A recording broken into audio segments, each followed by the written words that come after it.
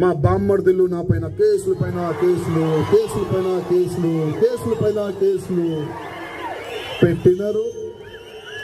వాళ్ళు అనుకున్నారు మా చిన్న బామ్మర్ది పెద్ద బామ్మర్ది అనుకున్నారు. వాళ్ళు రాజా సింగ్ పైన కేసులు పెడితే భయపడి ఏమి కూడా చెప్పడు, ఇంట్లో దాచుకుంటాడు వాళ్ళు అనుకున్నారు. కానీ నాకు ఇంకా బూస్టింగ్ వస్తుంది, ఎందుకంటే ఛాలెంజింగ్ అంటే నాకు చాలా మంచిగా కనబడుతుంది. ఛాలెంజ్ చేయండి, రేయ్ చూసుకుందామను, మళ్ళీ వస్తా బిడ్డ నీ దగ్గర. ఒకడు అన్నాడు మా చిన్న బామ్మర్ది, ఏమన్నాడు తెలుసా, 15 మినిట్ సమయం ఇస్తే 100 కోట్లు హిందువుల్ని నా సత్తా ఏంది చూపెడతా అన్నాడు ఆయన. అక్బరుద్దీన్ ఓవైసీ హిందూ వాహిని వేదిక, చెప్పు ఎప్పుడు కావాలి ఆ 15 మినిట్ డేట్ చెప్పు, సమయం చెప్పు. నీకు మేము 15 మినిట్ కాదు 15 గంటలు ఇస్తాం. నేను మీకు 15 గంటలు కాదు 15 డేస్ ఇస్తాం నీకు. 15 డేస్ కాదు 15 నెలలు ఇస్తాం నీకు. 15 నెలలు కాదు 15 సంవత్సరం ఇస్తాం నీకు. అరే నీ పూర్వకులు ఏం పీకలేరు, నువ్వేం పీక్తావు?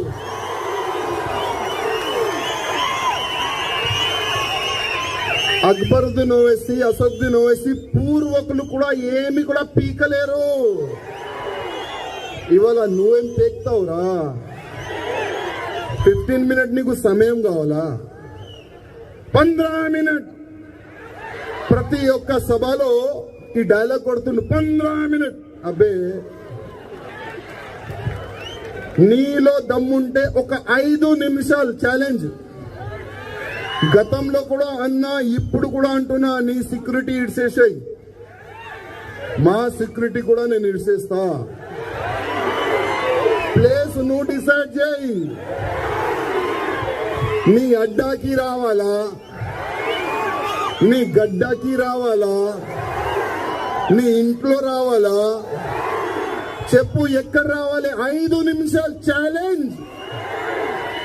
నాకు కత్తి వద్దు, గన్నొద్దు, ఏమొద్దు, నా చేతు నుంచి చంపేస్తా బిడ్డానికి. మా హిందూ వాహిని ఎట్లాంటి ఆర్గనైజేషన్ అంటే, ఫస్ట్ అయితే అందరినీ ఒక్కటే సమానం. మీరు మీ ఇంట్లో ఇవాళ నుంచి లవ్ జిహాద్ గురించి మన పిల్లలకి చెప్పే స్టార్ట్ చేయండి. మన కొడుకు గాని, మన కూతురు గాని, మన అక్క గాని, మన చెల్లెలు గాని అందరికి లవ్ జిహాద్ గురించి చెప్పి స్టార్ట్ చేయండి. అమ్మా లవ్ జిహాద్ అంటే నీకు తెలుసా? లవ్ జిహాద్ అంటే ఈ వైట్ టోపీ పెట్టుకే వాళ్ళు వస్తారు, వాళ్ళతో దోస్తానా చెయ్యకూడదు, ఇది చెప్పండి. గవర్నమెంట్ ఉన్నది, అక్కడే ప్రత్యేకంగా ఎక్కువ లవ్ జిహాద్ కేసులు అవుతున్నాయి.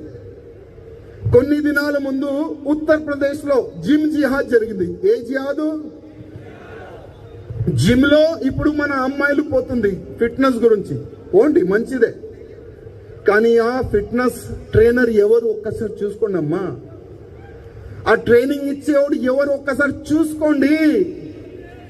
ఒక్క అమ్మాయిని అయినా ట్రాప్ చేసిండు, ఇంకొక అమ్మాయిని ట్రాప్ చేసిండు, ఇంకొక అమ్మాయిని ట్రాప్ చేసిండు, మళ్ళా ఆ అమ్మాయితో ఇంకొక అమ్మాయిని ట్రాప్ చేసిండు. ఇట్లాంటి 300 హిందూ అమ్మాయిని ట్రాప్ చేసిండు తమ్ముళ్ళారా.